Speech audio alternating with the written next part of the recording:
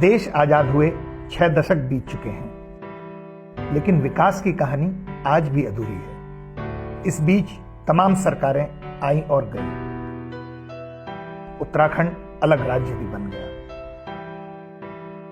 लेकिन उस अंतिम व्यक्ति का इंतजार आज तक खत्म नहीं हुआ।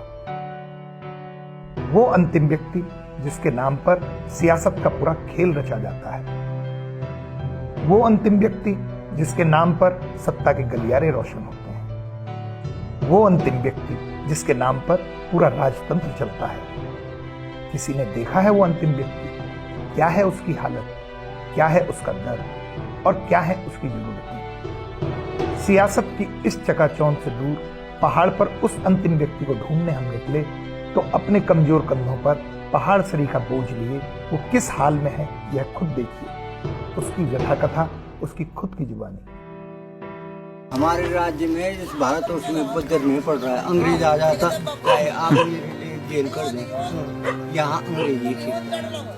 मैं 80 साल का बुढ़ा हूँ, मेरे पास सुविधा शुल्क के लिए पैसा नहीं है। परिवार मेरा अलग है, वो बुढ़े हैं और सरकार कह रहा है, मोदी भी कह रहा है कि पेंशन करेंगे। अरे कब करोगे, कब करोगे? और वैसे कहते हैं 100 दिन का रोजगार है, रोजगार गारंटी का 10 दिन से और 12 दिन से साल का रोजगार नहीं मिलता है। तो आप ही कहे कि हम जाएं तो जाएं कहाँ? मैं ऐसा काश्तकार हूँ था कि 10 क्विंटल गेहूं बेचता था और आज 1 किलो गेहूं मेरा पैदा नहीं हो रहा है। हमारी सरकार ने हाथी, बंदर, भालू ये सब चीज नुकसान के लिए भेज दिए हैं। इसे तो अंग्रेज का राज भला था, वो तो कहता था कि खेती रक्षा करो। अब इतनी खेती में 100 नाली जमीन है मेरे पास और आज मोहताज बना हूं, 1 किलो गेहूं नहीं है मेरे घर में। तो आप ही बताइए जाएं तो जाएं कहां और कैसे जिए हम?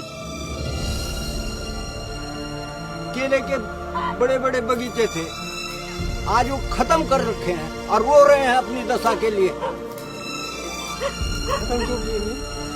हाथी ने सब केले खत्म कर दिए। हाथी ने जो बड़ी खेती कुछ नहीं है और करते हैं, मोल लगा के लेते भी हैं, बीज लेते हैं, मगर तब तक हाथी और बंदर और भालू साफ कर जाते हैं। और सरकार क्या कह रही है कि भाई पलायन हो रहे हैं लोग, पलायन हो रहे हैं लोग, पलायन हो रहे हैं।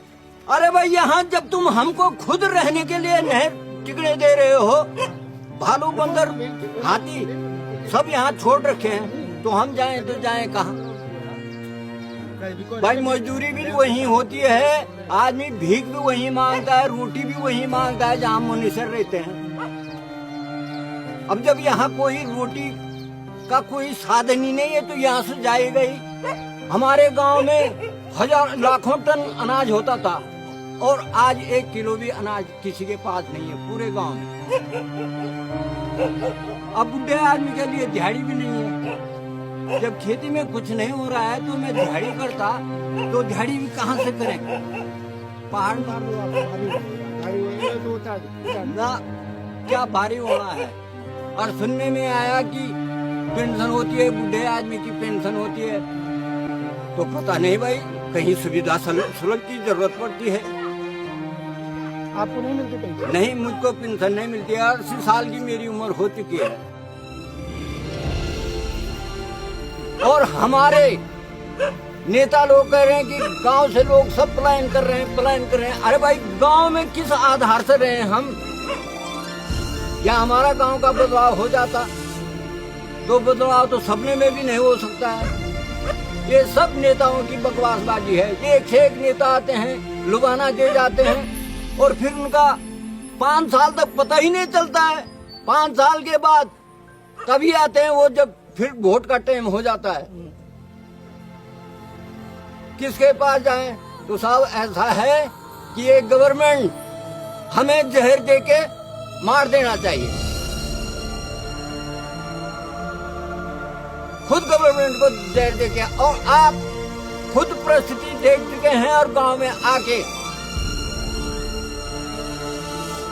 तो क्या करें, कहाँ जाएं? जब हमारा खेती से सब जंगली जानवरों ने छीन लिया है तो हम जाएं तो जाएं कहाँ और करें तो करें क्या?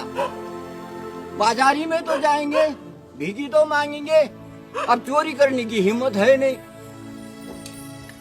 नए वर्ग के लोग तो चोरी भी कर सकते हैं, मगर बुढ़ा आदमी कहाँ चोरी कर सकता है?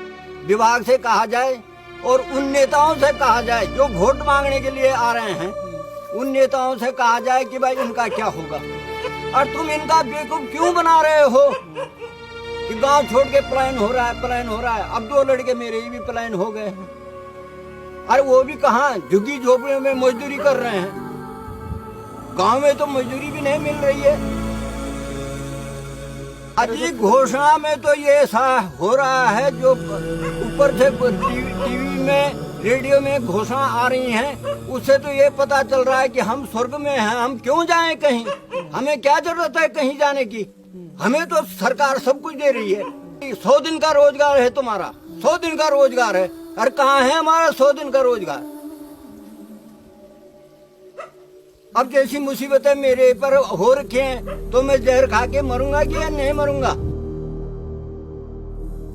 जिस रोज मेरे टांग बंद हो जाएंगे, 80 साल का बुढ़ा हूँ, हाथ बंद हो जाएंगे, कंपन हो रखी है और तब भी काम कर रहे हूँ। आप तो खुद देख रहे हैं कि मेरे सिर में कितना वजन है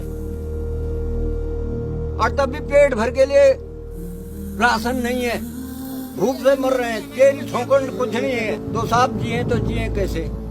आप भी खुद देख चुके हैं हमारी पूरी स्थिति। फॉरेस्ट गार्ड आता है, जंगलात विभाग के आते हैं, रेवेन्यू विभाग के पटवारी जी आते हैं और देख के चले जाते हैं, अपने कागज दे जाते हैं। कागज को हम ऑफिस में भेजते हैं, पहले तो हमें देखकर गुर्राते हैं ऑफिस वाले कि ये कहाँ हमें परेशान करने के लिए यहाँ आ रहे हैं। और फिर उन कागजों का 4-4, 5-5 साल हो गए, अभी तक हमें मुआवजा नहीं मिला है। तो गांव वाले कैसे खेती करेंगे? जब मुआवजा तक नहीं मिल रहा है तो गांव वाले कैसे करेंगे खेती? अरे क्या करना है उस खेती को? एक बार मोल लेके, दूसरी बार मोल लेके, बीज बो के उसको हाथी तब भी साफ कर जाता है। तो हमारे लिए क्या सुविधा है? नेता लोग आते हैं, कहते हैं हमारी लायक कोई सेवा। अरे भाई तुम्हारी लायक सेवा ही सेवा है। तुम अपने मजे लूट लो 5 साल तक, वोट हम दे ही देंगे और बाकी गरीब के लिए कुछ नहीं, कुछ नहीं, कुछ नहीं।